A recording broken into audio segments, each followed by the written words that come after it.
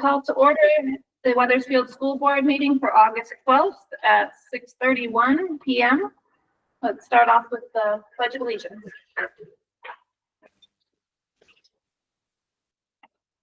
I pledge allegiance to the flag of the United States of America, and to the republic for which it stands, one nation, under God, indivisible.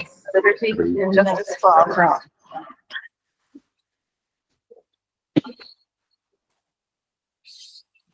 Okay, John Arison has something that he'd like to read to us. My wife was cleaning out the library at the Dan Foster House, and they have many stacks of old town reports.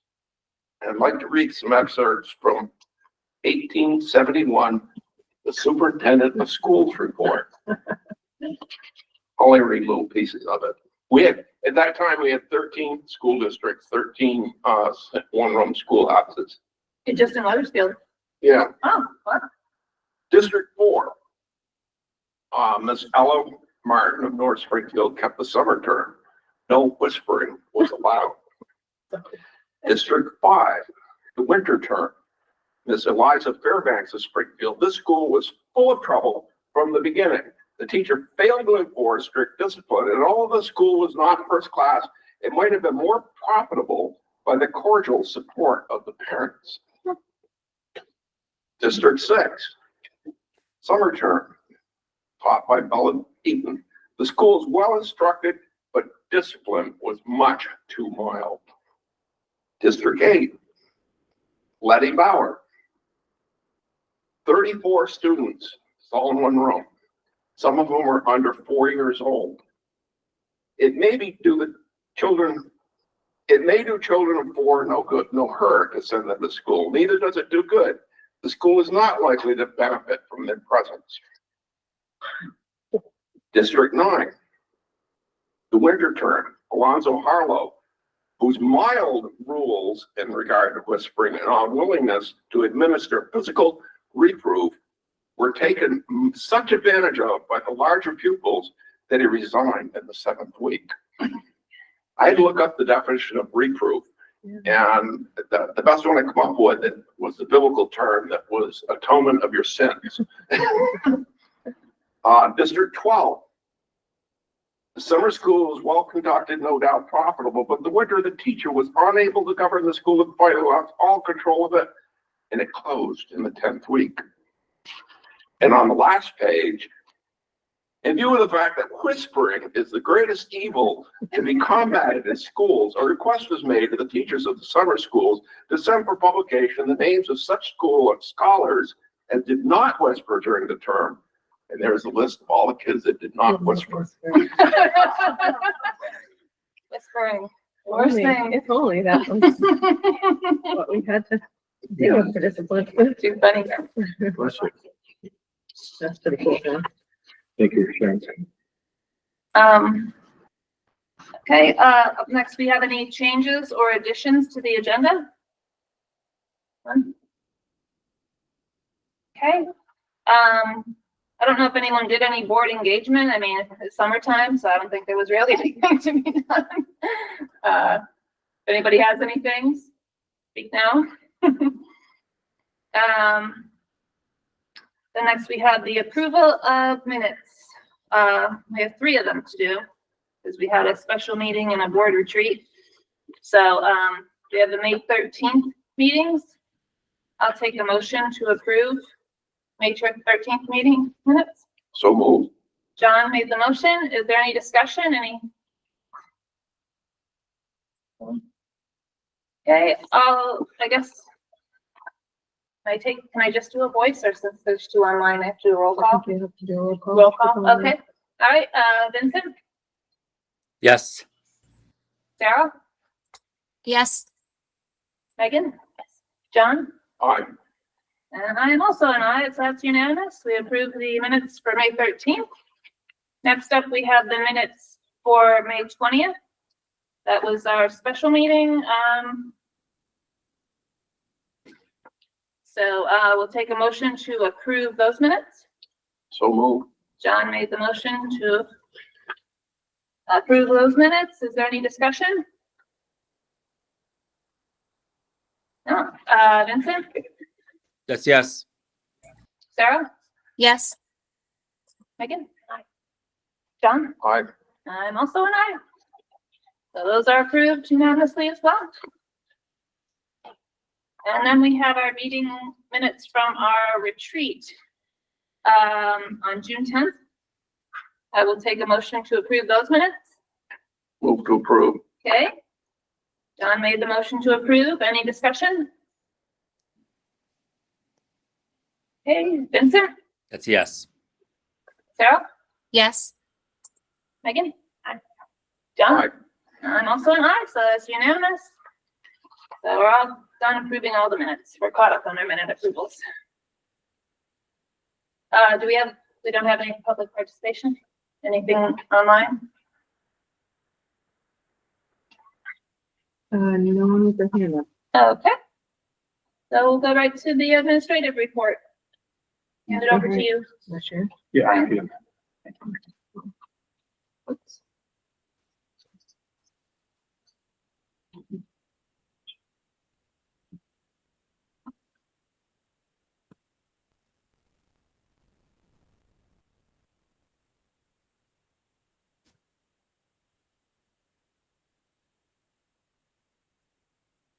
I'm sorry.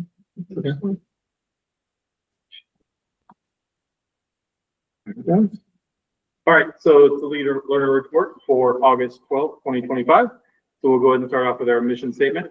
The mission of Weathersfield Schools to prepare and empower students to be leaders with a global vision by helping them develop critical thinking, communication, collaboration skills, and creativity. We have a PTO report from our new PTO president, Jessica Brown. So I saw Jessica in the audience online. So Jessica, if you want to take over. Hello, thank you. So yeah, as Brian said, we have sort of had a little bit of a changeover on our executive board of the PTO. We had our annual meeting in June. Meredith Kelly departed as our vice president of the board. Her children have moved on. So she was with us for a while, and we really want to thank her for her years of service. With that, we reelected our whole new board. So I am now president. Jamie Richardson is now vice president. Carrie Jewell remained treasurer.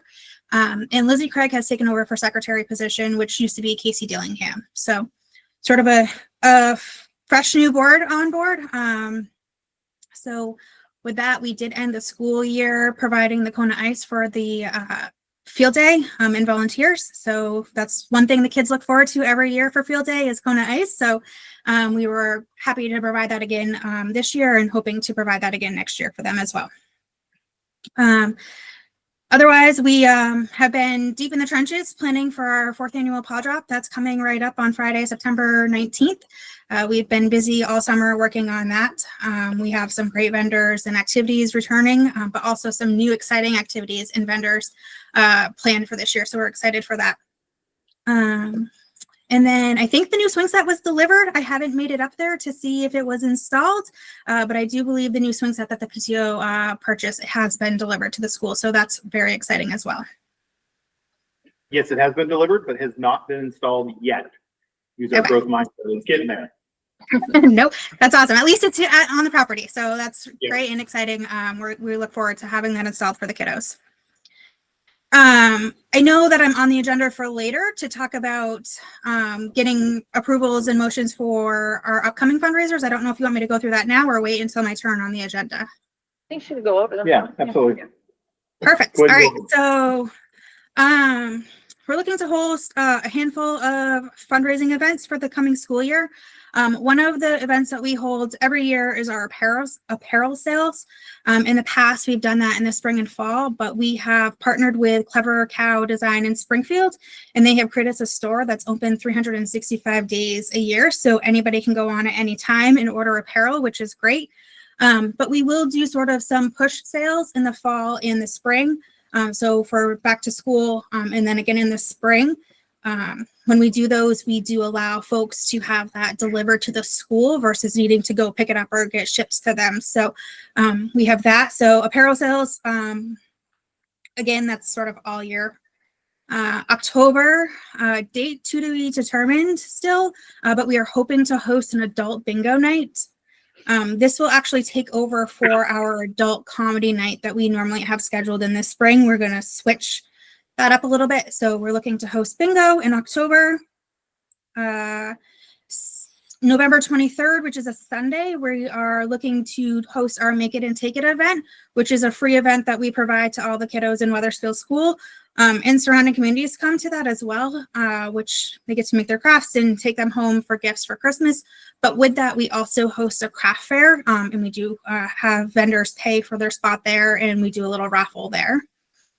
The week of December 1st, we're looking to host our holiday shop, which is where we set up on the stage and all the kiddos can come and shop for their loved ones or friends or themselves.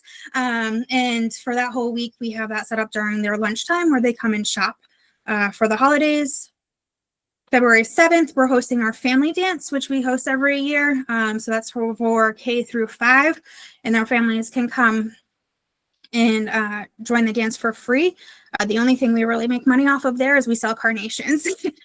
So pretty much that is a free fundraiser for our students. Week of February 9th, we want to host our second annual Coin Wars. We did that last year and had great success, and our kiddos loved checking to see what class had the most coins or money in it. So we're looking to host that again this year. And then on looking again forward to next year, next September 18th would be our proposed date for our 5th annual paw drop that we'd be looking to get approval for, because we do start working on that starting in like June. Any questions? No, sounds great. Okay, thank you. Thank Thank you, you. Jessica. We appreciate it. Look forward to working with you. Thanks. All right. So next up, Vince, I'm not sure if Carrie is able to do a report or not. I didn't check in with her, but I can give a brief athletic report if she's not there. Yeah, I don't think she can do that right now. Okay, no problem. So athletics, the signups have been up and ready to go, and we're looking forward to supporting soccer and cross country for the fall sports, and our sports program is continuing to grow. So we appreciate all the hard work that everybody's been doing with sports. So thank you very much. All right, so student perspective. So we did send out we sent out interest sheets to students, to incoming 8th graders, to become our next school board rep. So those went out, and so we will have the kids, some of them turned them in. We did say that we'd wait until the school year started, just in case some kids changed their mind. But we had about 20 kids that actually requested a form, which was pretty amazing. And so it is a larger class this year. So we'll have a lot of students, if they turn them in, to go through the interview process and pick out the right student to hopefully be part of our school board. And I know our next school board meeting is scheduled for September 9th. So hopefully we'll have somebody in place by then. Can't guarantee it, but that'll be our hope. If we get those back right away and just remind the kids those first few days of school. We also had during the summertime, we had our 3rd annual STEAM camp, which has been, fourth annual. Oh, wow, yeah. Yeah, because this is my 5th summer here. Yes, 4th annual. So pretty awesome event. It was 4 weeks again. It runs simultaneously at the same time that our summer academy runs. We had 46 students. That was up from 33 students last year. So they have an average class size of 33 students, or a max class size of 33 students per week. So we allowed students to sign up for 1 week or the other, instead of they didn't have to sign up for the whole deal unless they wanted to. It's a pretty inexpensive camp for parents. It's $150 a week.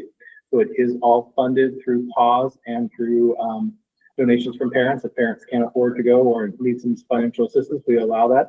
They had 4 different theme weeks. Harry Potter was the first week. Then they had a dinosaur week, and the dinosaur dioramas are up on display in the front case. They also did outer space, and then they finished up with Pokemon. The kids did many, many different activities throughout the week, which was great. And I know some friendships were gained from the students, and they did have a lot of fun. I was able to check in on them and see how they were doing, and they just did such a great job. So a special thank you to Leanna Robinson, Tara Smith, and Krista Sorrell for all the hard work that they did. They plan it all, they run it, they take care of everything. It's amazing how they do it. And then also a special thanks to Ian Rose and Carrie Jacobs from our Windsor Southeast Supervisory Food Program for providing both breakfast and lunch for the kids and snacks. So awesome event, and I know kids were all excited about it already for next year. So summer updates information went out to families to let them know about their classroom placements. That's something that we changed a couple of years ago. So our K-5 students all got a notification and a letter from their teacher welcoming them to the school year. So it went out on August 1st. The parents should have gotten all of those. If they haven't gotten them, then please contact us because something happened with the mail. We did have a couple here and there, but we got them taken care of and got those out for families. And then 6th through 8th grade know their basic schedule. And then they can also look on Power School to see it as well. And then we do have our welcome back barbecue and open house on Monday, August 25th. And that's from 4:30 to 5:30. Dinner will be served from 4:30 to 5. And then classroom visitations are 5 to 5:30. So it gives families a quick snapshot, gives students that opportunity to see their classroom before they come into school, and helps alleviate a lot of that anxiety, both from the students and the parents, as well as the teachers too. And then we're also the pilot school this year. We're going paperless, that's okay, with enrollment process. So anything that needs to be updated on the enrollment, parents will do it all through Power School. So we are going to be completely paperless. That's because of the amazing work that both BJ and Carrie do in the office. They said, we're ready for it, we can do it. And so they're taking it on to be the pilot school because we're those trailblazers here at Wethersfield. We appreciate that. Some of the summer projects that are going on are custodial staff did an amazing job again with cleaning the school. Our school was shipshape as usual, and even with summer with our STEAM camp here too, and having that added pressure of having that here for 4 weeks and maneuvering around that. School looks great, almost ready to go for students. Students will be here in 2 weeks. They did some classroom modifications. We changed around a couple of rooms a little bit to make them better out for students. So those are getting finished up, those projects, as well as redistributing furniture. I'm one that wants to make sure that the furniture matches in each classroom. I'm a little particular that way, and we need to make sure that we have all the actual desks and chairs. We want to make sure that they match, and so they look uniform. And then we have had the opportunity to get some new bulletin boards and redistribute and move around some of those that we have so that we can showcase students' work on the hallways and in the classrooms. And then also removal of obsolete equipment. So we've had some things on the walls like TV mounts. We don't have TVs, we have boards. So we've been removing some of those things to get them so it's cleaner, sleeker for the students when they come back in the fall. Right now, our enrollment for elementary level is 160 students. Middle level is 81, so 241. So we're staying steady right about just above that 240 student mark, which is a good way to start the year. Safety drills, we're going to be sending out a tentative schedule. We'll go out to all staff, so staff knows when the safety drills will be, and we'll be following the Vermont guidelines of doing our fire drills as well as our intruders safety drills that way. And so staff will have an idea, and then we'll notify families.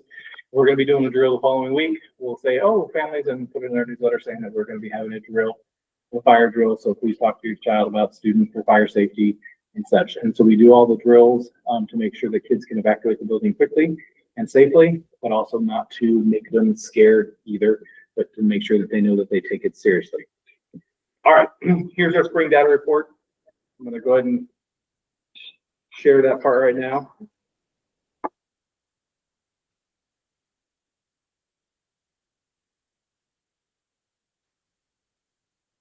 Okay, so our students, our school-wide weight. We had to revise that 100% of students will grow in reading and math proficiency. The percentage of Wethersfield students will increase in math proficiency from 50 to 55% is measured by the STAR assessment by June of 2025. And the percentage of Wethersfield students will increase in reading proficiency from 61 to 64% as measured by the STAR assessment by June of 2025.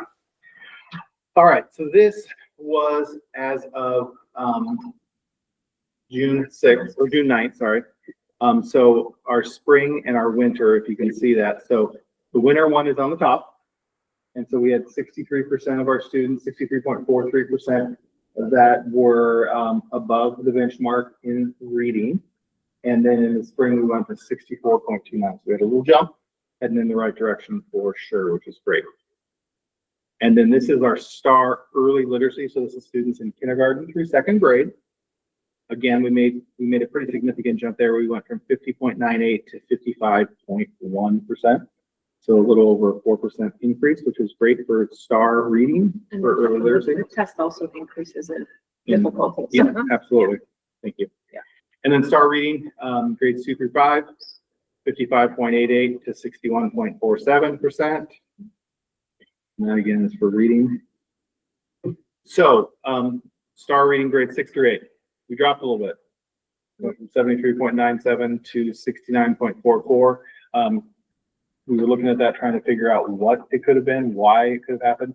Like Christine said, the test does increase in difficulty. Also, it could be testing fatigue at the end of the year because this is going after VTCAT, everything else that we have. Not trying to make excuses, just trying to figure out why it dipped a little bit in there. So it's something we're going to look at, make sure that kids are taking the test seriously as well. As a middle school student, when I was one, I didn't always take everything seriously, but we're also just looking to see what could possibly be why we had a slight drop there. And then we'll go on to math. So 55.22 to 55.07. So it had a slight drop in math overall. But about the same, because you're gonna plus or minus or not. In math, star math grades 1 through 2, we went from 46.81 to 51. We had an increase. Grades 3 through 5 had a little bit of a dip, 56.79 to 54. And then math grades 6 through 8 basically stay the same at 58. So then if you go into demographics, we break it up. So free and reduced lunch eligibility. So our students stayed in STAR early literacy for free and reduced. They stayed exactly the same. 35.71 in both winter and in spring. Where in STAR early literacy non-free and reduced, we went up by about 6%. And then STAR reading, 57 to 62, and then 67 to 65. So our STAR early non-free and reduced dropped a little bit.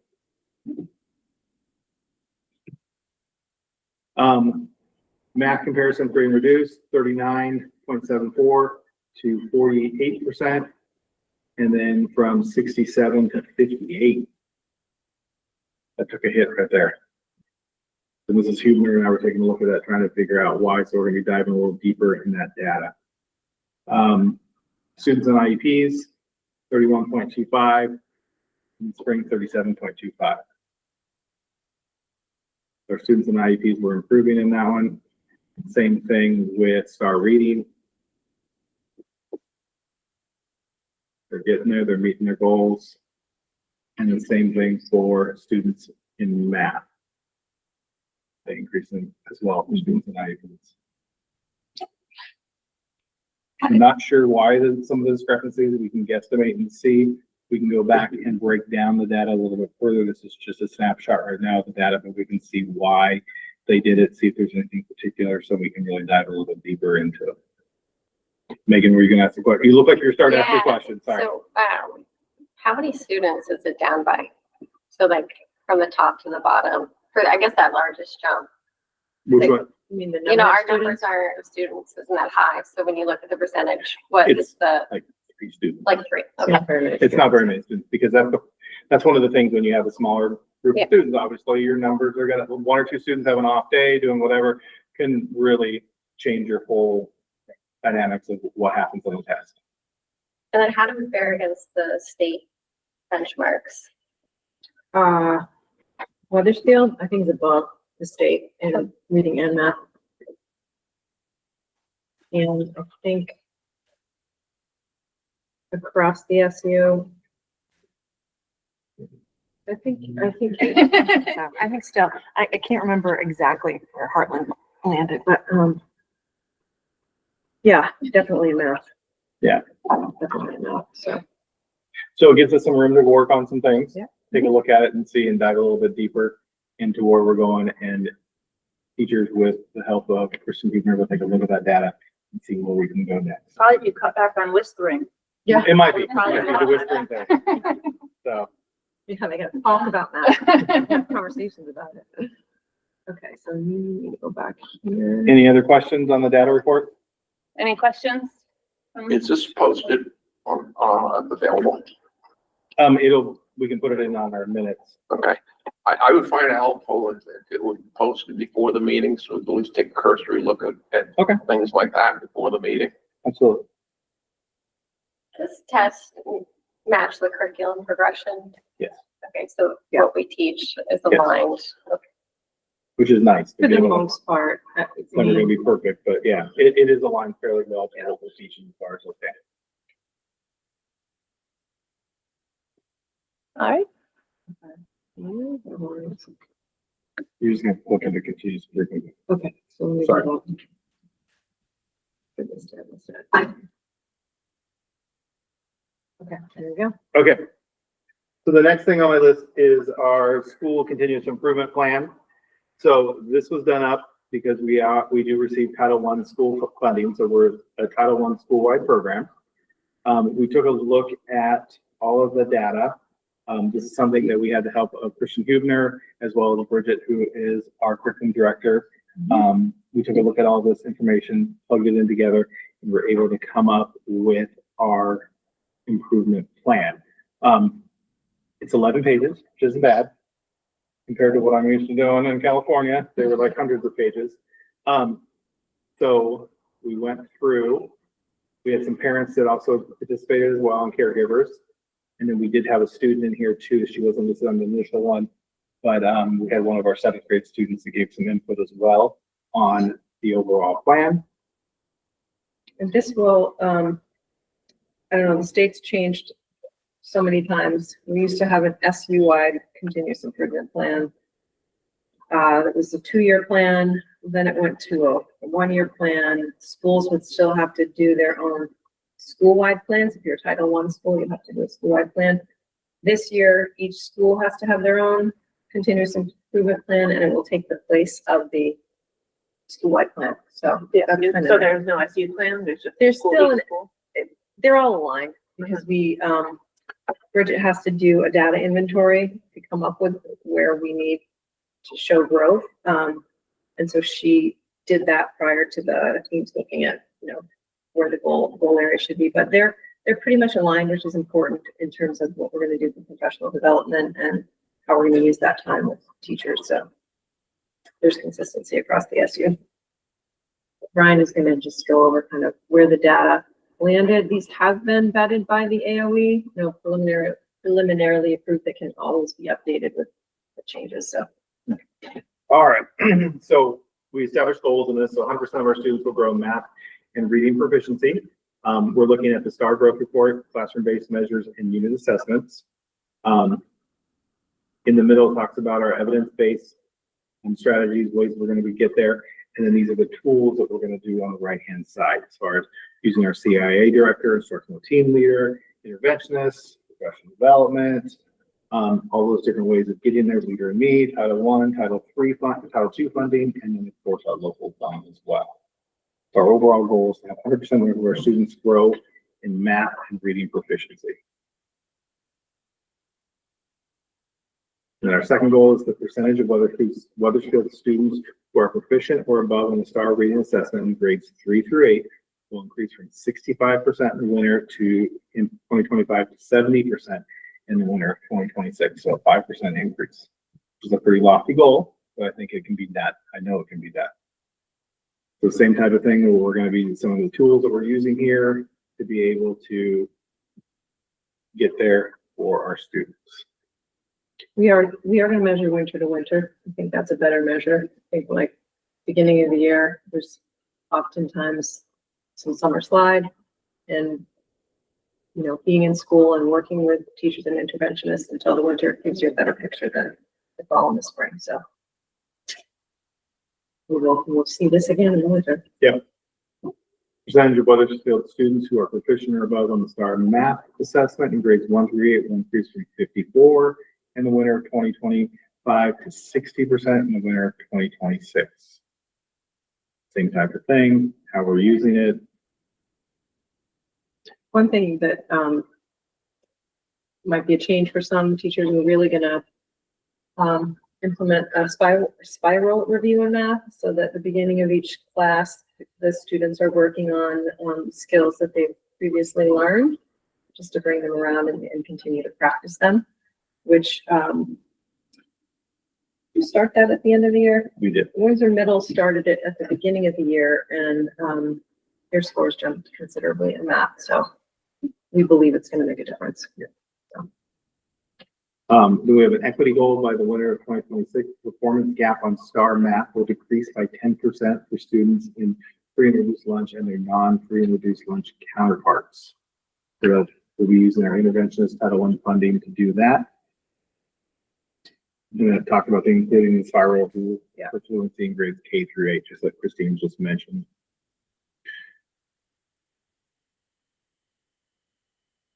Okay, and then we have a culture and wellness goal, create a culture of attendance by ensuring students stay connected to learning, feel a sense of belonging, and get the support they need. The percentage of students that are chronically absent will decrease from 15% in the winter of 2025 to 10% in 2020, by the winter of 2026. So we'll be using some of the tools we have here. We have our Leader in Me team, obviously family engagement. We have school engagement coach, homeless school coordinators. We're going to start utilizing some more of those SU-wide resources that we have to be able to make sure we're decreasing our amount of students that have chronic absenteeism. Make sure the kids are here in school. Because if they're not here in school, they're not going to be learning.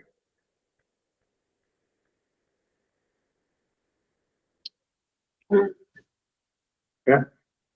And then percentage of K-3 student, Weathersfield students who demonstrate proficiently according to the middle of the year DIBELS, which is another screening tool that we use to be able to see how students are doing with reading, will increase from 56 to 62% in the winter. And that's based on the law, Act 139. We have to do that. We have to have a screener and notify parents. And students are in need of support. So. And then we do regular progress monitoring. Mhm. Yeah. See what we're doing. Any questions? Nope. Sounds like a good plan. It's a good plan. All right. Back to you. All right. Leader and Me had some great opportunities so far with Leader and Me. So we had 2 of our new staff members that attended the Leader and Me training that we had on July 21st, and that was a regional training that was offered to us by Franklin Covey. So we had not only 2 of our staff members that were there, I was there as well as other people within our SU, and then other surrounding schools that are becoming interested in Leader and Me. So it was a great opportunity. Today we met with our Lighthouse teams to be able to talk about the goals that we would like to do for next year to further expand leadership here at the school with our students and our staff. And it was a great opportunity today for our teams. Our teams are super excited afterwards. And then we have an additional training on Thursday with the 7 habits for new staff members to be able to make sure that everybody is able to be up to speed with Leader and Me. Which Brian is leading. Brian and 2 other principals and their district coaches. So Great. I was there this morning. It was a really good feel in the room. It was good, honest conversations and some good direction. So just a shout out to Brian. And Thank you. Yeah. Really excited. Our team is Yeah. really excited for Weathersfield, and they came up with some great ideas and their lofty goals, but I think they'll be able to accomplish them. And one of their goals is to become, I know it's really small for him, John. And one of their goals is to become a lighthouse school, which means that we're one of the elite schools within the Leader and Me system. I'll read those off because they are small. I didn't realize how small they were until just now. So next Monday and Tuesday, we have our new teacher orientation. And so that'll be happening there. August 20th and 21st, we have teachers back in the building. They have to be here by those days, and those are teacher prep days. On the 22nd, we have our welcome back for the SU and professional development day. On the 25th, we also have more professional development for our staff, as well as our welcome back barbecue for our community and classroom visitations. And then, building-based day, I forgot to name that. Building-based day will be on August 26th, so that's when I get the teachers and the staff here to be able to go over all of our plans for Weathersfield for the upcoming year, and all the fun activities we'll be doing there. August 27th, first day for all students. August 27th through 29th, those 3 days that we have The first 3 days of school, we had all kindergartners. We started that a few years ago, where they all do sort of, it's a slow rollout. It's a soft opening, where we have them just go for an early release day. So they come to school from 8 o'clock to 12 o'clock. Parents pick them up. That way it gets the students ready for the following week, where then they come to school for full days, and then finally 5 days a week after that. So the slow rollout for our kindergartners as well as the kindergarten teachers. September 1st, Labor Day, no school. September 9th is our school board meeting. And then September 9th is our PTO college drop-off annual one, as mentioned earlier in her report. All right, and that is good for me. Does anybody have any questions for me? Thank you. All right, here I go. And then next, okay, just a couple of exciting things that have happened over the summer. We did run another successful summer academy. As you know, we funded it the past prior years, three, I believe, with ESSER funds. Those ran out, they're over. So this year we funded it with Medicaid money. As long as Medicaid stays intact, we can probably do that again next year. But if we get signs that we won't have those funds, we may have local conversations. It's a wonderful program. We had about 88 students sign up, and it's summertime, so our average daily attendance was around, high 70s as people take vacations. And it's not many kids make all 4 weeks, but we did another year of Wednesdays were field trip days. So the kids, they're there Monday through Friday, but Wednesday they're out and about. They went to the climbing wall, they went to Storrs Pond, they went to, they did a Sunapee cruise, they went to Echo Lake, I believe. So they've had a lot of good experiences, lots of happy faces. And some of them are sad on the last day. Some are happy, but some are sad. We held a responsive classroom training this summer for staff. We used some carryover title funds, didn't want to lose them. So we asked if there was interest with staff to run responsive classroom. We haven't done it in about 8 years, I think. It's been a while. It's a wonderful training. We had 28 K-5 staff sign up and 2 central office staff who participated. We do have some ongoing consulting during the year, but it really, I did the training when I was an elementary teacher, and it was probably the best training I ever did. Really, they don't teach you how to manage a large classroom of children in teacher college.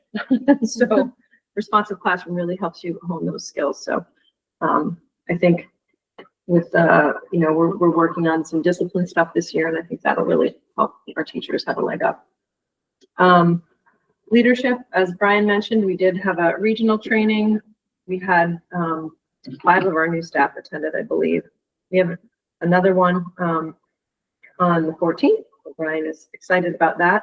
And another 5, I think another one signed up today. So 6 new staff, which is great. And we don't have a ton of new staff this year. So I think most of them are going to be trained. And we had our Lighthouse meeting today. And again, it was really fabulous. A lot of good work, a lot of colleagueship. And it's nice when the staff came in this morning, I just watched. And oftentimes when you're at a training, you go sit with the people that you know and are most comfortable with, and they were all spread out amongst the different schools, which was pretty exciting, I thought.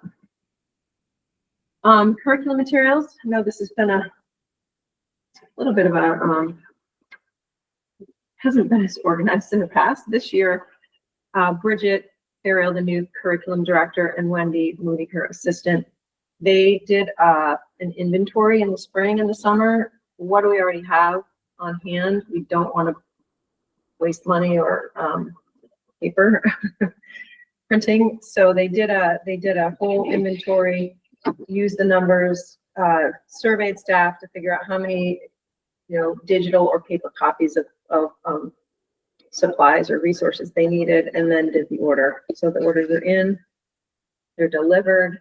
The hallway at the central office is empty. There's more boxes of books. And so teachers will be ready to start, which is important. One of the worst things as a teacher is not to have the materials you need when you start the year. So just a shout out to all the work that they did. The ad team has been, spending a lot of time together this summer, probably more time than we have in the past.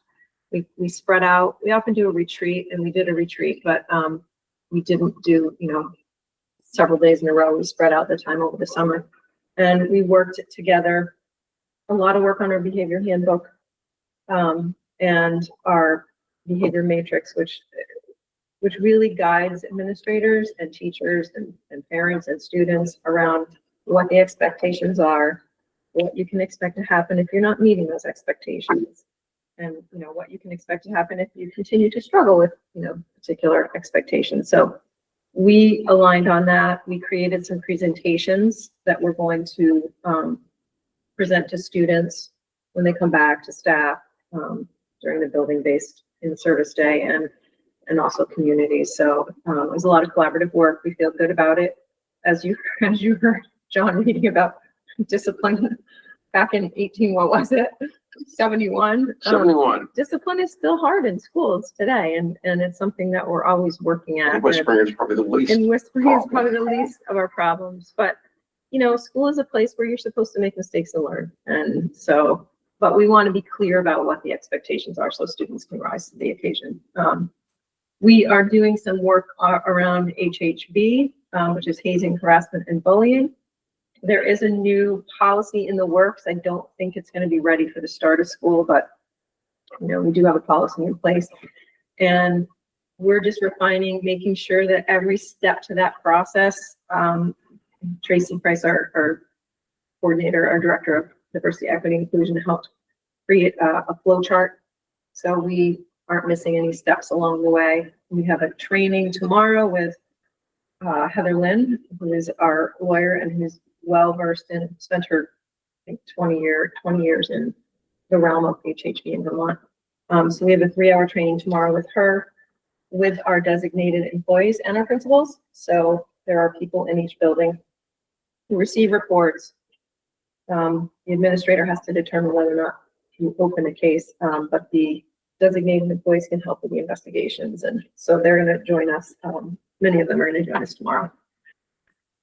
We've been updating our handbooks. We're just about done. The last one. Been working on our welcome back presentations and just doing some systems work around our schedules and chronic absenteeism. Brian mentioned as one of our goals. So we do have 3 school engagement coaches. Those are new stipended positions this year that are WSCC team, which is whole school, whole child, whole community team, which is an SU team with community outreach. So there are people from Mount Scottney up on that committee, and they've been working with us, but came up with school engagement coach positions funded out of what's called EPSDT money. So it's not budgeted money. It's and these individuals applied, and they are going to be proactively working with families and students who struggle to come to school, and not in a punitive way, but in a helpful, like, what can you do? What's going on? What's getting in the way? So you'll hear about that. That's new this year, but we've been working on kind of those roles and responsibilities as well. So we've been busy, but been good. And updated financials was on here. Larry is on vacation, but I did reach out to him. And so we reported last time that we were expecting a pretty big deficit in special education. So as of now, non-special ed SU budget's pretty much straight on, or right on, which is great. Not over or under budget. Special ed, we're still waiting on one last revenue check, which will arrive in September. Larry's estimating between a $300,000 and $400,000 deficit. That's worst case scenario. I talked to him after I talked to you, John. I called him to see if he had any updated information, and he said that's probably worst case scenario. It might be a little better. He might have some fund balance he can apply. So not as bad as, I think I recorded, what, 1.2 million at one point or something like that. That was scary.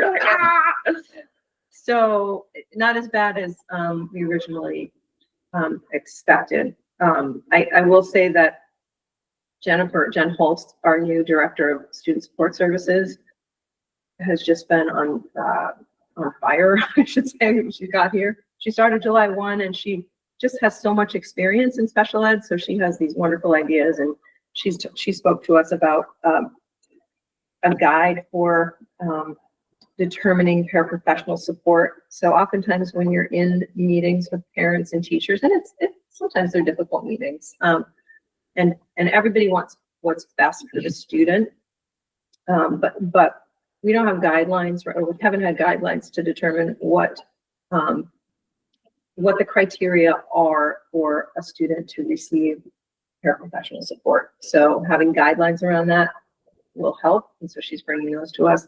She also is brought a FADE plan to the table, which is when a student goes on an IEP for extra support, it's really good to have a plan to fade the support away so that the student can become an independent learner. And so that's a new idea for us too, but I think those things will kind of help us stay within our special ed budget in the future. The only other update around finances, so there's that. Obviously, Weathersfield pays a portion of the overage, not all of it.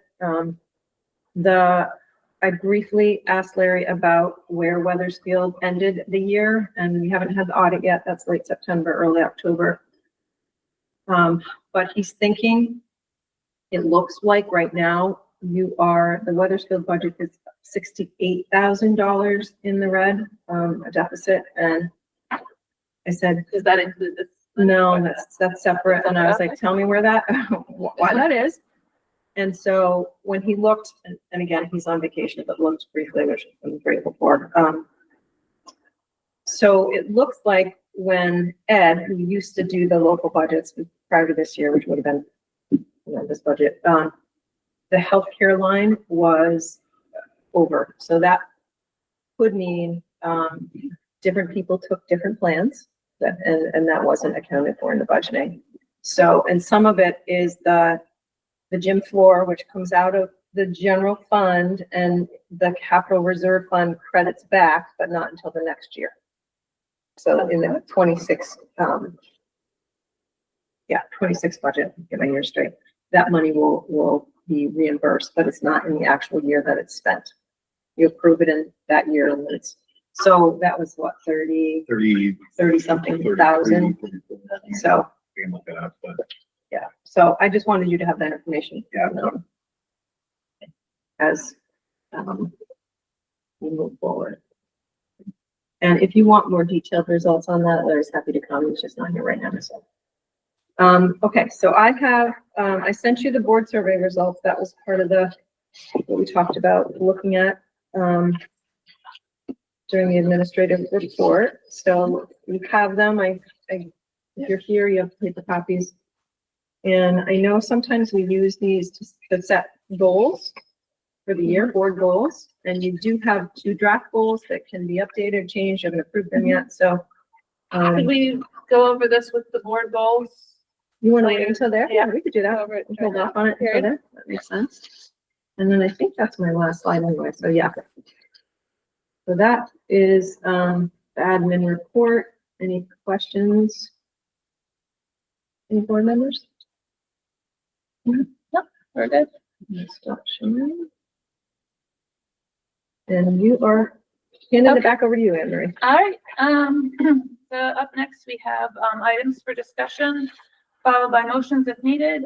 So we already heard about the PTO fundraiser, so I guess we'll go right into I'll take a motion to approve the, PTO fundraiser list. Move to approve Okay, as presented. all right, John made the motion to approve. Is there any discussion? Anyone have any comments on anything that we heard or questions about it? No? Okay, I'll go around and take a vote. Vincent? Yes. Sarah? Yes. Megan? John? Yes. And I'm also an aye, so that's unanimous. We approve the PTO fundraisers for FY '26. Up next, we have H 454's impact on boards, which I guess I'm passing it back to you. Yeah, yeah, so, H 454 is now Act 73, signed into Oh, law I was by the wondering what it governor. changed to. in So June. it's Act It's 73. Act 73, yes.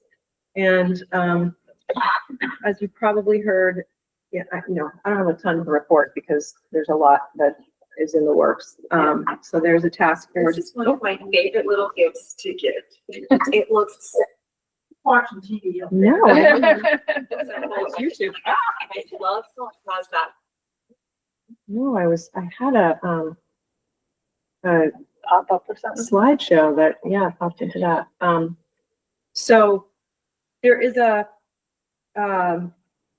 task force for setting boundary lines, the redistricting task force that has a charge of, reporting back to the legislature in late December, up to 3 plans for redistricting. One of those has to include an SU model. Alongside with that, there's another task force that is going to be working on the role of school boards, which, John, is it okay for me to share, has applied to be part of that, that committee. Maybe. You got, I have a meeting to talk to somebody about you. Yeah, me too. So, honestly, we don't know the role of boards until that committee completes their work. There's also the future of mission on public education. The Commission on Future of Public Education has morphed into a committee, and they have a charge as well. So really, there's a lot of unknowns, and I think things are likely to change a little bit as we go along. I was in a meeting last Thursday with Secretary Saunders and Jill Briggs Campbell, her deputy assistant, and they were talking about there's some special ed research that has to happen as well, and they have to bring back some information to the legislature on a plan for special education and funding. And I think it's in 3 years maybe, but they talked about the graduation requirements, which are due back to the legislature in, I think, December. And they're going to ask for an extension because it's just not enough time to do the community engagement and get feedback from teachers and students on what those need to be. So it's just a moving target right now, and I'll just keep you updated with what I hear and learn. One thing that I'm curious about is what happens to each school district's, like things that we own, like this building. Yeah, good question. Like the Hicks Nichols thing. Yeah. I mean, because that is written in, that's supposed to be for Weathersfield students. So it shouldn't really be being taken over by the state or by a larger school district. I mean, they're great questions. I don't know the answers. I mean, I have questions like, what happens to our teacher contracts? Yeah. What happens to the building we're leasing and have a, 5-year lease on? What, all of those questions, they're big questions, and they're gonna have to be answered, before. My biggest or a significant concern that I have is that they had charged AOE with an enormous amount of work to do in a very short period of time. And traditionally they have been with their normal work done, and now we're asking them to do all that. So I got a feeling that there's going to be a snowballing effect. Yeah. Things that aren't going to get done on time. And the legislature's famous for kicking the can down the road and extending deadlines. I mean, I know the redistricting task force met. I listened to their meeting. It was like a 3-hour meeting, and they set some goals, and they were introduced to some software that can help them look at different districts and, draw the lines. They've got, I think 5 or 6 all-day meetings coming up. I mean, they've got a lot of work to do to figure out the recommendations. We are, the Southeast Superintendent Group, which we meet regularly. We're meeting with Chelsea Meyer, she's the director of the Vermont Superintendent Association, just to brainstorm ideas, just to share. And we'll, at our SU board retreat on Monday, the 18th, we're going to talk about it a little bit more. But I know The funding formula is not going into place next year, not until the districts are all figured out. But the class size minimums do take effect next year. So Larry and I were talking about a way to figure out if we're gonna be in compliance with the class size minimums. I think we're gonna be okay, but we're gonna do some work around that, so. Yeah, One of the things I wasn't particularly pleased with was the representation. And as usual, south of Route 4 seemed to be a little skinny on representation. But then mhm. Yeah, everybody up north seems, Yeah. they kind of forget we're down here. I know, I know.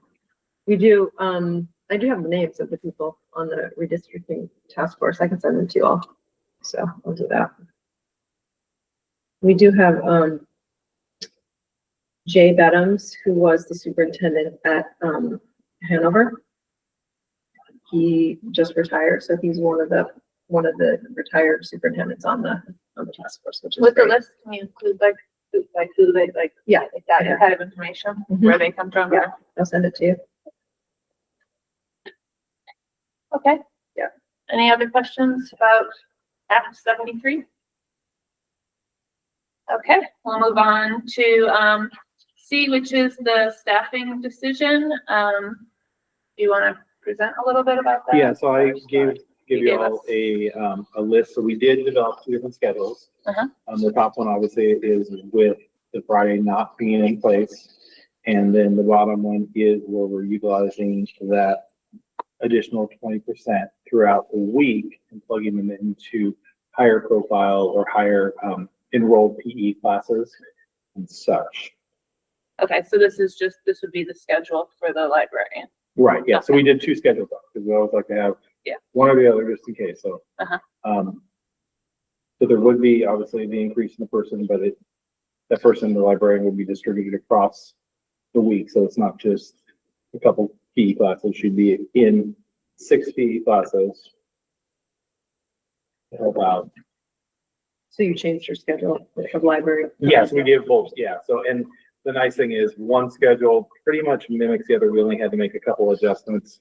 So right now, teachers all have a tentative schedule of the one without the librarian here on Friday, but if we had to switch, it would only affect a couple of teachers' prep time, which they're aware of that possibility.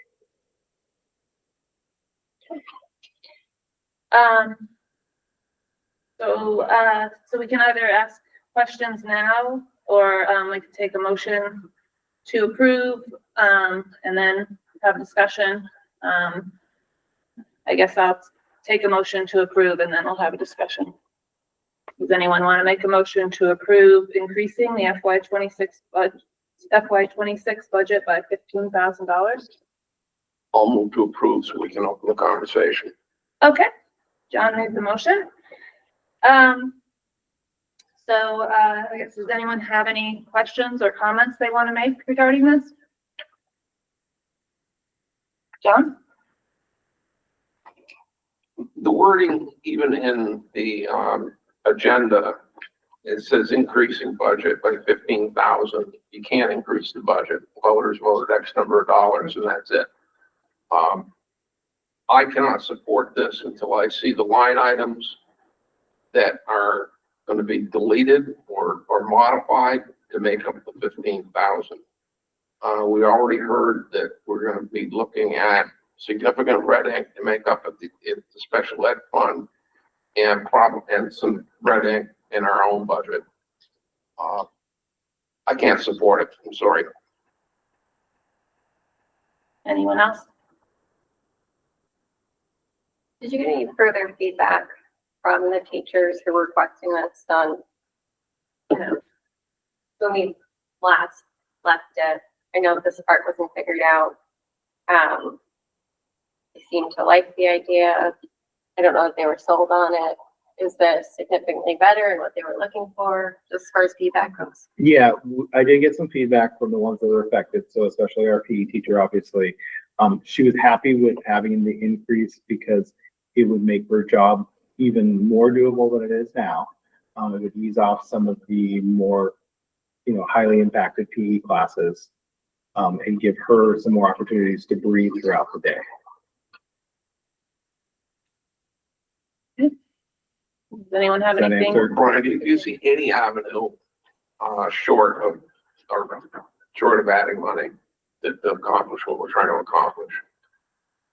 Right now with our budget, and I mean, we already made some cuts beforehand, before we got our budget passed back in March. There's areas that we can always try to skimp in and try to be, but with rising increases and everything, as far as healthcare, as far as cost of teachers, I don't see any items right now, right off the top of my head. I mean, I'm sure as we go, if we went line by line, we could find some money, but I also would not want to finish in the red. So to try to be able to show up and be positive as much as possible. I Are mean, there there's other always like things we can skim. non-cost ways of fixing this problem, like getting the upper class students to help out with the transitions or someone else on the staff to help out with the transitions? We could try to utilize some of our support that we have here at school already. We do have one locally funded para that possibly could go in and help out on some of those transitions as well.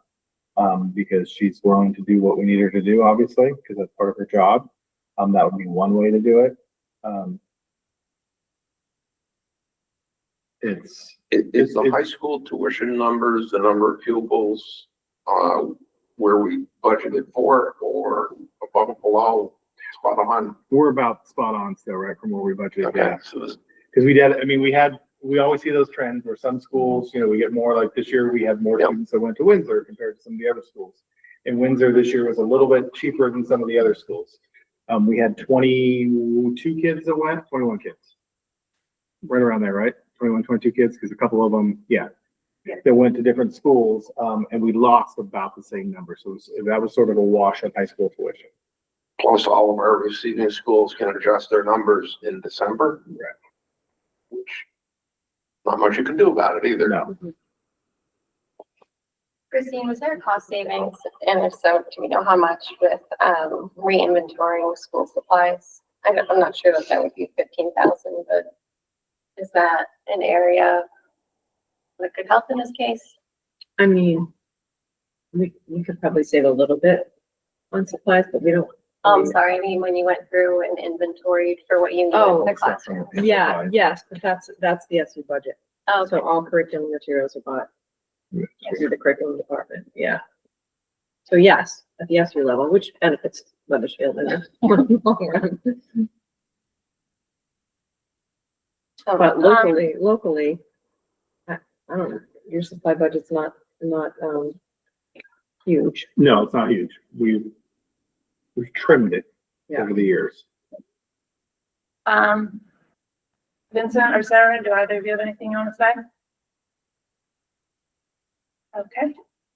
I would like to just add, to what John said. I don't think that it's prudent for us to increase the budget at this point by $15,000. We are already, as we've seen, in the red. So I know that healthcare costs are going up, I believe 19% for next year. Yeah. Yeah. Our 8th grade class is large, so our tuition will be going up next year. It's hard to take things back once you've given them. So if we did 15,000 this year, next year we'd have to just take it right back again.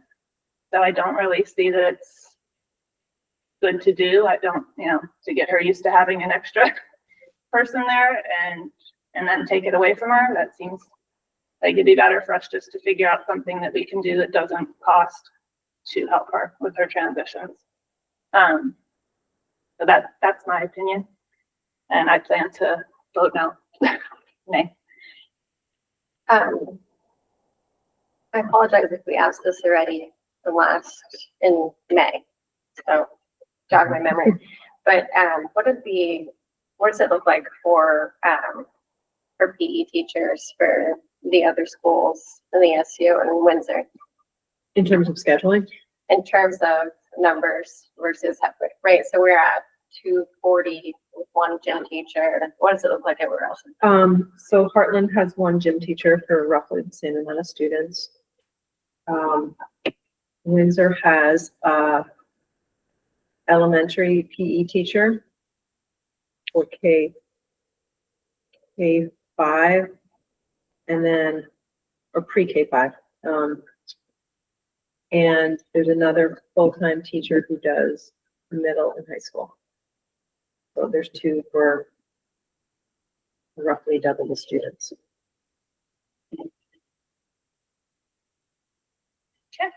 If there are no more comments, we can take a vote.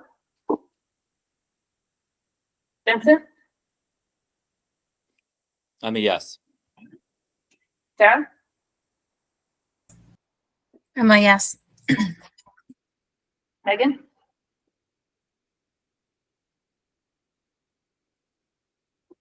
I can't have any more comments, right? I need to grow, 'cause I think this is where if we could figure out after we did the budget committee, if we could make that part of it and look at it, I would be a yes, but, as it stands with what we're gonna be in the red on, it has to be a no. John, No. and I'm also a no. That will not be passed. Okay, so now we're back to board goals for FY 26. So can I go over the survey? Yep. So, hopefully you all have it. This is Sarah, I sent it electronically. I don't know if you got it today, but, or yesterday, when I sent it. Do you want me to, would it be helpful to pull it up on the screen? I guess for the people online that might not have pronounced, do you have, yeah, you just have one there. It's this that we're talking about. She didn't get it. But yeah, the people at home, like, Yeah. to see it. Although they might also not be very interested. That's okay. All right, let me share my screen so you can see it. Okay, so this is a survey, board members take to, and see how they're doing in the areas that they are responsible for. It's to monitor progress. And I know it's hard sometimes for new members to take it because they don't know the answer. So Megan, thank you for taking it. Doing the best you could. Yeah, so, not sure. Yeah, not sure, and that's okay. And it's really just a check to see, where you're at and to help frame goals for you for the following year. So, the first, area is monitoring progress toward the vision and ensuring accountability for, results. And, I was, comment by a couple board members that it would be easier if the strongly agree was green instead of the strongly disagree is green. So Yeah. when we're looking at it, Yeah, it's kind of the opposite Yeah, of the it's way the you think in your opposite, head, yeah. 'cause, yeah, green is go. Yeah.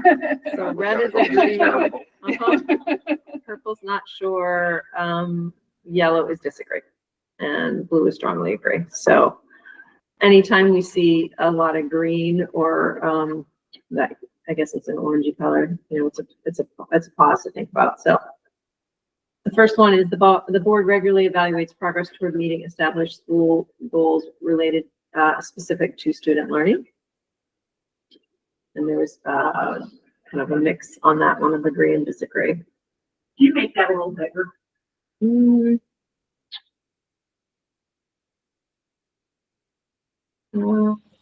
If you can't, that's fine. I think I I have can that. share, you want mine and John and I can share? can't see it. Oh, I'm looking at it. Yeah, it is hard to say. You can have this one. Here, I have one I more. can keep those with you. Okay, I can do with that.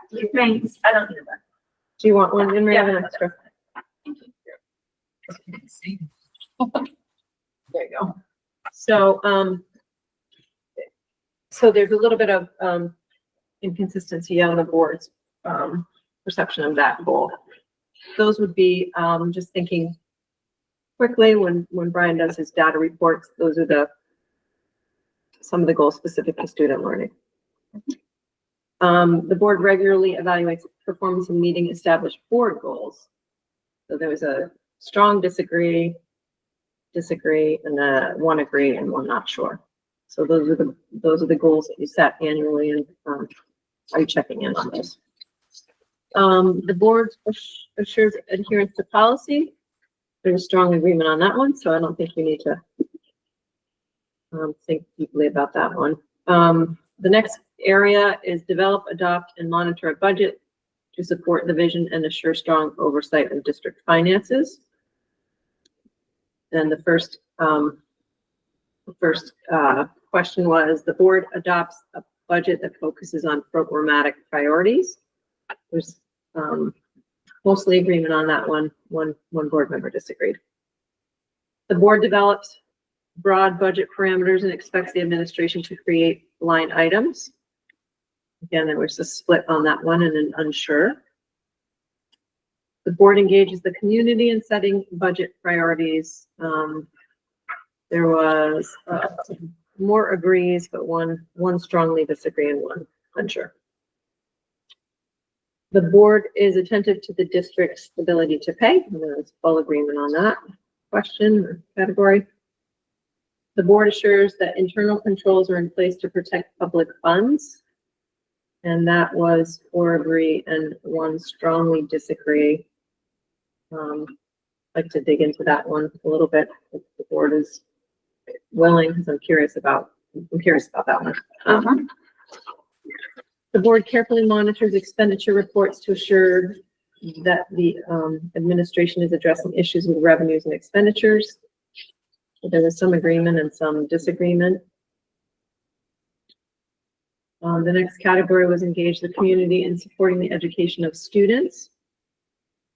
The board engages the community meaningfully in understanding changes into the education system needed for today's learners. Some agreement and some disagreement. I know that's something you've talked about as a board engaging the community, so. Yep. When monitoring progress, the board examines district data by gender, race, and socioeconomic status to measure the success of students. That is something we're definitely working to try to do when we report data, student data. But there was some agreement, some disagreement, some unsure. The board keeps the community informed of district performance. Some agreement and some disagreement, little disagreement, and some unsure. The annual school budget passes on the first try. Full agreement on that. Very fortunate. Meet legal responsibilities. The board stays out of staff and student issues which may result in quasi-judicial hearings before the board. Agreement. 3 people agreed and 2 people disagreed. The board handles quasi-judicial hearings in a fair and orderly fashion and arrives at clear and fair conclusions. I think we've only had one. So there's agreement on that. I'm unsure. The board handles collective bargaining responsibilities effectively, seeking to find the proper balance between assuring a highly qualified and motivated workforce and recognizing the taxpayer ability to pay. Majority agreed. A disagreement and an unsure. Under operating legally and ethically, the board adopts and has signed a code of ethics that outlines expectations and commitments. And yes, you all do that. Board members respect the fact that they have no official power outside of the actions of the full board. Disagreement on that. The board adheres to the open meeting law and carefully follows statutory guidelines for executive session. So there was mostly agreement, but 1 disagreement on that. Board members are respectful to other board members, administrators, staff, and community members. 100%. In agreement. Board members have the information needed to make informed decisions and understand the potential impact. So some people disagreed with that, so something to work on. Regular board meetings are efficient and generally last no more than 1 to 2 hours. How'd we end up with that amount? I don't know. Somebody didn't vote on that one. Yeah, that's okay. Once a board decision is made, dissenting board members respect the board's decision even if they continue to disagree. That was agreement and unsure. Board members annually participate in board development activities. So that was majority of agreement on that. Board members understand that they are community trustees to assure quality education and that taxpayers get a great return on investment and that they are not operators of the school. There's majority of agreement on that, on disagreement. So Are there any areas that, really stand out that you want to address?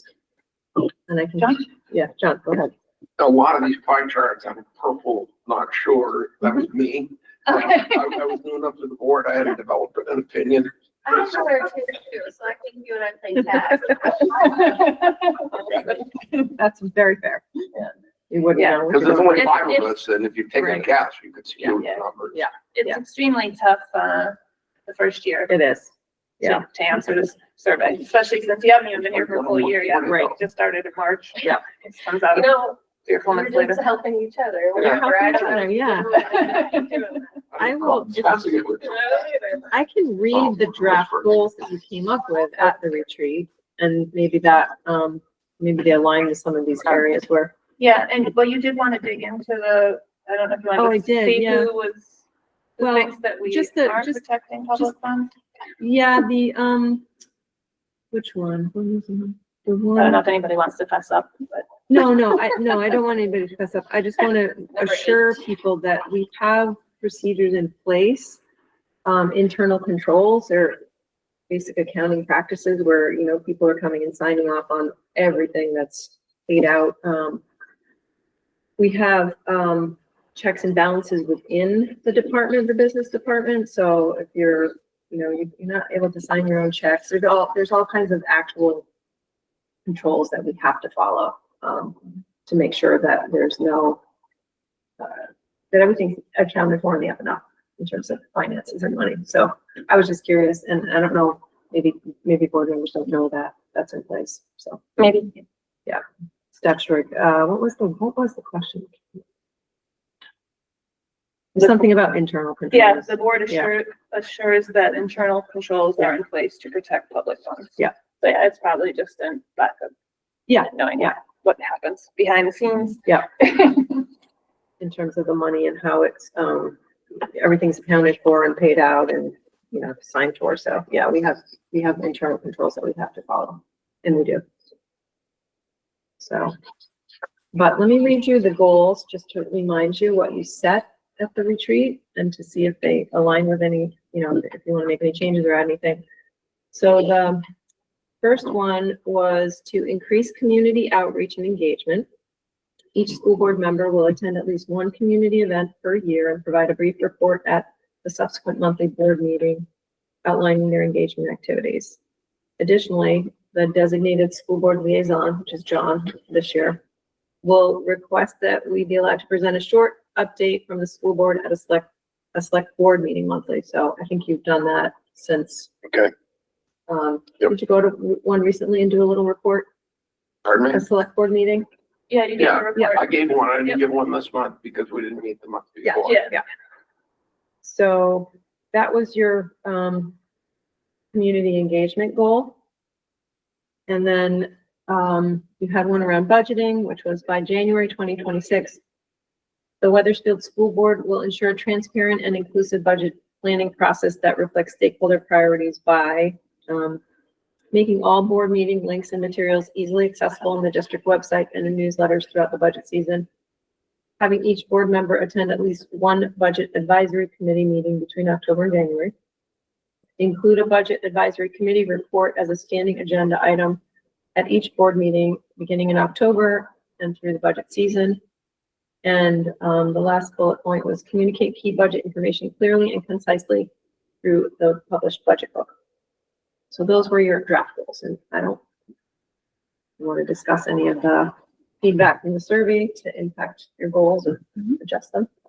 Does anyone have anything? One thing I'd like the board to consider, I know we got a bond payment that's coming, when we got 2 more, the one in the current budget, we're gonna be working on, and 1 more after that, I think so. okay? Yeah. Where I'm going with that is that when this. Right. I think it's 3. 28, 28? Yeah. So, So 3. right? okay, I'm a little bit premature, but, when this building was built, LED technology was just starting to mushroom. And as I walked through the building, and we're still on fluorescents, and we don't have much for controls, automatic controls. And I sent a note to Jim Taft, but he didn't respond.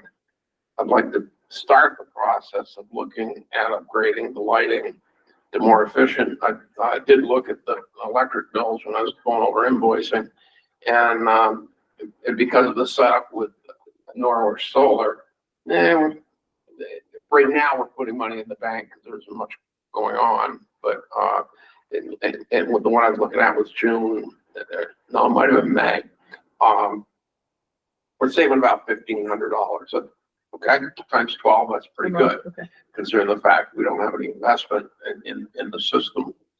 But nonetheless, our consumption is, the kilowatt hours are going to continue to go up in price. And all the fees that you see on your home bill also go up, whether or not you're getting credits or not. It's based on the amount of kilowatt hours you use, the storm damage. I think there's 4 different lines that they add on. And so the more you get your kilowatt hours down, the more those fees go down. So it's not just, anyway, I think it's well worth looking at and developing a plan.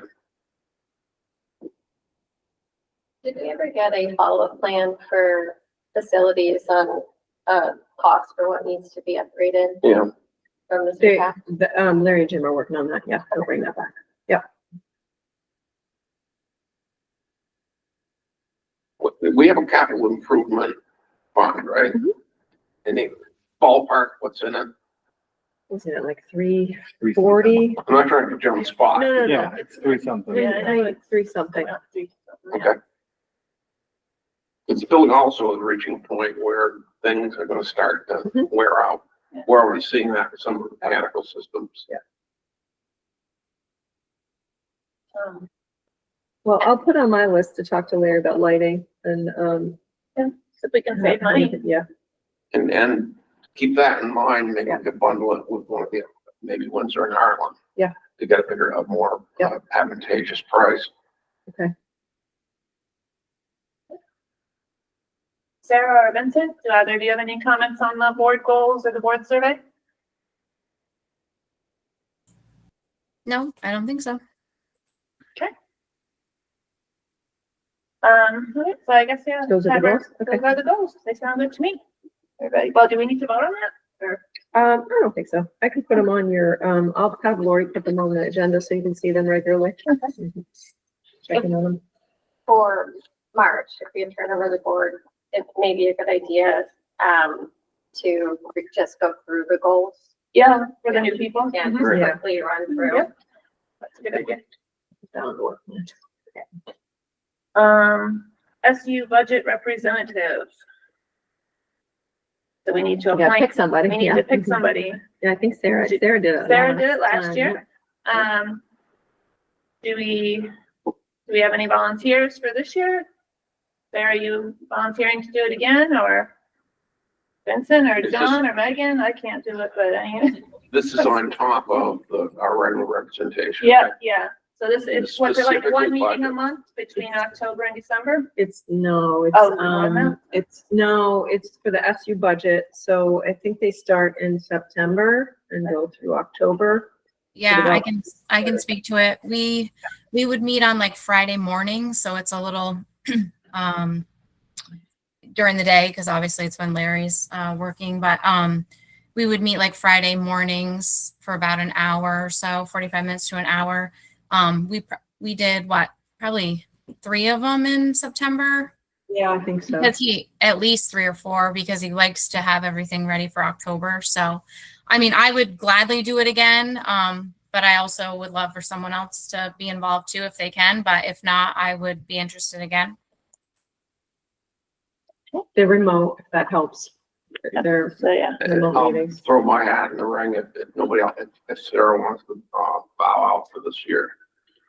It's pretty informative, actually. Yeah. Yeah.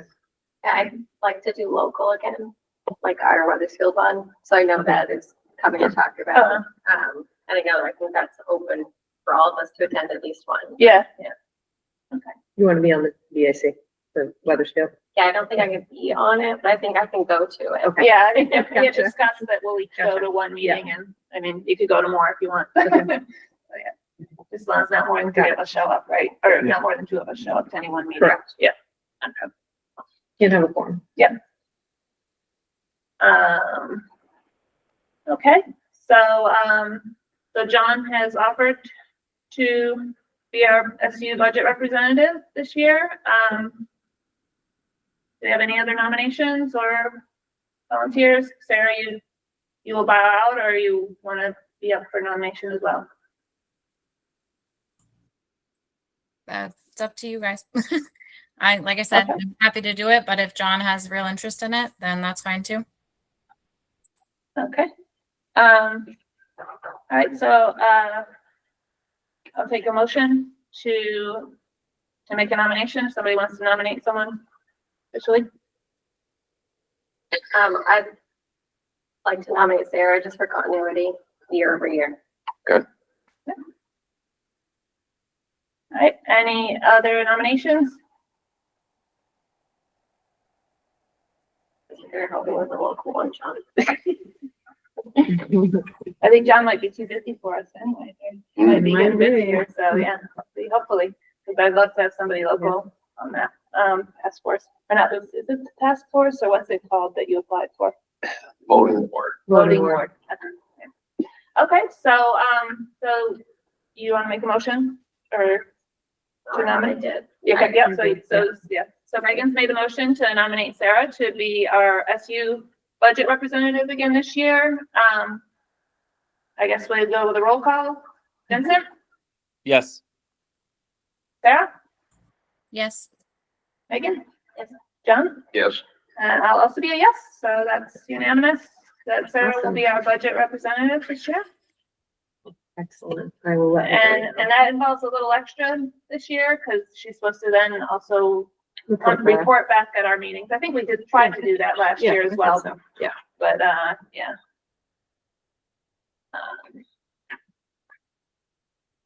And next we have the emergency operation plan, which I believe Brian's gonna go over. I Yep, think I'm gonna go over that. Vince and Sarah, I did not send you a copy. I forgot to send you that. I sent you the other thing, but I can give that to you. So we're just gonna take a look at it. One of the things that we decided that we needed to update this year was our emergency operations plan with a new police force or sheriff's department and new police chiefs or chief merging to one. We thought it was very important to be able to go over that and update it. It was a great time to do it. So we spent several days going over it, taking a look at it, seeing how we could streamline it, and make it sure that it was the most effective way to keep our students and staff and our community safe in case of any type of emergency. Then we did meet with Chief Campo and our Windsor County Sheriff to look over it, and they reviewed some of the plan and took a look at it. I'm also going to be meeting with our town manager to keep him in the loop, and a list of other people we're going to go over with our staff. We'll review things with the students as well. Christine's taking a look at it now as well. Well, And you guys, yeah, the and new it's, one, yeah. yeah, and it's pretty, I mean, it's just streamlined. There was lots of repetitiveness in there, so we just made it so it was a little bit simpler to read, simpler for people to follow. And then we'll be going over it with our crisis management team as well as our bus coordinators. Our coordinators take a look at it because it doesn't. And is this fairly, like, we shouldn't be sharing this with people, correct? Right, yeah, because this is our emergency So plan in don't- case there's, it could don't be a like number of leave it laying things, around. from fire to, you know, poisonous gas in the area to, God forbid, a shooter. So Yeah. those things, so this is how we do it. We are working very closely with both our fire department and our sheriff's department to go over drills with them as well. And have them manage it and make sure that our staff is well trained. This does follow the ALICE protocols. So the staff is aware of that, and they do go over ALICE training every year. Those are one of the things that they have to do. And the important thing is that when we do have to evacuate, the kids know where to go. And if they don't, like if one area is blocked off, where the next area that they can go is.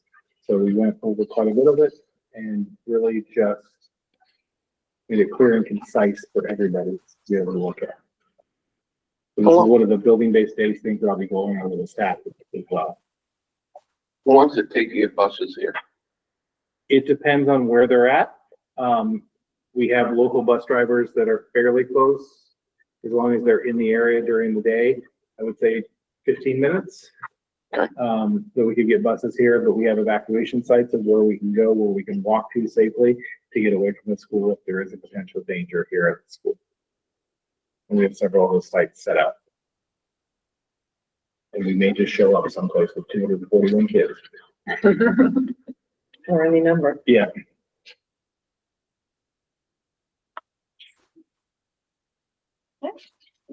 Thank you. Does anyone have What any was questions? the new bill requiring cardiac training? It's a new bill. It's a new law. So I know we have an AED Mhm. near the office. Right, near the gym. And there's one at the gym too. No, there's one in the, well, right by the gym in that hallway. Okay. across there. So we have an AED there. We actually have a sign, there wasn't a sign there, so that was one of the things. We also met with the state fire inspector as well, who went through the entire building and gave us some things after we had talked to, when we had two chiefs. We talked to them, they walked through with us as well. And so those are, we're going back through our inspection report to fix anything that they felt needed to be. I guess without having read the bill, I'm not sure what level of training is being required by the bill. I sent it to our nurses just to get their feedback. So we could problem solve and look through it. and figure out- Everybody or a team? I sent the legislation to the school nurses to get their feedback. So what do we do? But, I haven't heard back yet because they're. Okay. on Can summer I break. answer a little bit on that? Of course. So we have all of our PAWS employees are trained, in Heart Saver CPR. And there's probably, 7 staff that are trained in Heart Saver Okay, CPR. we may be well on our way to being Yeah. full Yes. compliant. Good.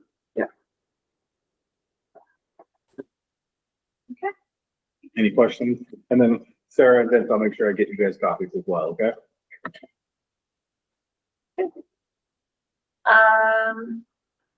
Do we have a need for executive session tonight? No. Okay. So setting the next agenda, our next meeting is September 9th Yes, at 6:30, hybrid. yes. And,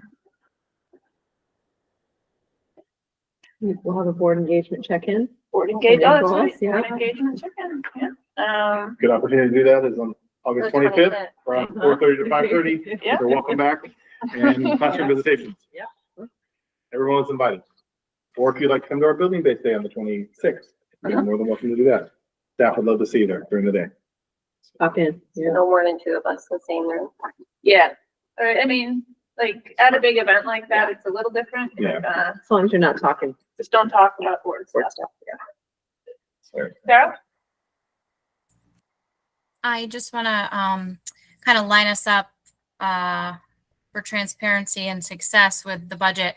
I know we'll probably just have gotten, well, maybe probably won't have a first meeting SU wide, but do we have a schedule yet, Christine, to make sure that we are getting hopefully our budget earlier, like we talked about, Anne Marie? Yeah. I will, I yeah, know we got to get rolling first, but I know it comes fast. It's like October, in November. We just want to, yeah. I want to be on the lookout for that. Larry is just waiting for, who the members are gonna be on that, committee to help him, and then he will send out, I mean, he's pretty proactive, he'll send out dates, make sure they work for people, and then When's the we can go from PC there. going to start? Because that was a thing too, is just making sure we have our presentation before we're voting. He'll start in September, like he did last year. I think that, the SU budget, as I recall, Sarah, correct me if I'm wrong, was done and ready. It was the local budget that we were waiting for, and I did talk to him about this. We were waiting for the tax letter before he could do the final numbers, but I've asked him for this coming year, just preliminarily, we need to see line by line where things are, even if we don't have that, final number earlier. So he's aware of that. And I can have him outline a schedule and bring it back to you all. So it's pretty clear. Yeah, I'm not so much worried about the SU one because he does get that one going rolling. Yeah. I'm talking about like our local like BAC, making sure that we're lining up their meetings with our presentation sooner than the month we vote. Yeah, do we want to recruit BAC members starting like Yeah. now? Probably right away. That's what Yeah, I, we yeah, are I really planning to go out figured on the I should first go. couple of newsletters to go out there. Yeah. And I think we do have some returning people that would already like to be on it. They've already reached out to me. Okay. So we've done some of that legwork already. So we'll put on the agenda BAC recruitment Yeah. and meeting dates next time. Yeah. We have a, Okay. Yeah, I don't think there'll be much of an SU budget committee report, but we could announce the dates of the meetings next month. Yeah, maybe I'll have that information, and then maybe if we just do September, October, like each month, we kind of figure out where everybody's at with our budget meetings locally Yep. and ECU. That way we stay on schedule. Track. Yep. That sounds good. And then can we look for the line items for like our actuals versus budget, except for this last year, because that we can do in advance to see like which categories like over or under, just because those are Mhm. easy tweaks that we don't need to wait. Which we do a lot of that in BAC, but In the local budget? Yeah. Mhm. When would you like that to start working on that? when can you get? yeah, yeah. I think his plan is, I mean, he does the SU budget first because that informs local budgets. Because, you know, the assessment of, the SU assessment. And then once that's approved, even before it's approved, he'll start preliminarily on the local budgets. And he does that he meets with DJ and, Brian and the BAC. He starts helping, work on those local budgets, which is line by line. Yeah, we don't have like a running P&L by line item. I think you can do a comparative budget report on the finance. Yeah. Prior year, Mm-hmm. Like the only just thing is something, unaudited this year so far. It's like, that's the hard part. I'm writing it down, so I can talk just about something it to like Yeah. start to looking look at. at Because prior to meeting. next, Yeah. we've got some more. Yeah. Yeah. I think it's gonna be a hard budget. Sarah? The other thing is, and I don't know if we want to kind of mix it with this season because it's already stressful, but I think we should also stay on task with Jim and Larry about any capital investments, like getting ahead of our systems. Like Jim Express, we're gonna, it'd be nice to stay on top of that. So maybe, I don't know if we want to wait until after this, but maybe some discussions or their report to really actually start discussing that, to see, how we move forward with that or prioritize the boiler, things like that he was talking about. So you need that prior to talking, well, it's part of your budget discussion. Or could be. Okay, so yeah. So same I'm thing. thinking Yeah. that Yeah, we could, at our next meeting, talk a bit about, what our budget priorities are. good, yeah. So you have some idea of what we're looking for. That is, Okay. And, I'll put update on the facilities plan. I'll talk to him and see if they'll have that ready. okay. I just have a quick question. Anne Marie, would you be asking us to come to that meeting with like what our priorities are, or are we gonna like hash that out together in the open meeting? I mean, maybe come with some ideas, but, yeah, I think it's more of just kind of talking about Okay, it. I mean, that But, could just go yeah. on forever, right? So Yeah, so Yeah. maybe maybe people like come with define it a ideas, little bit better. and then we can kind of hone in on what we all kind of are in agreement with. So wait, I think I missed something from the virtual, but so we need to come to the meeting with some of our ideas regarding priorities, and we're gonna put them some of, yeah, together. some of what your priorities are, like Okay, where you think we should be focusing, if we Okay. have to make cuts or if we have, whatever. right. And so then how are we as a board going to come together on the final list of priorities that what's the mechanism for that? I guess we could take a Vote on vote. it. Yeah. We Yeah. could vote. Okay.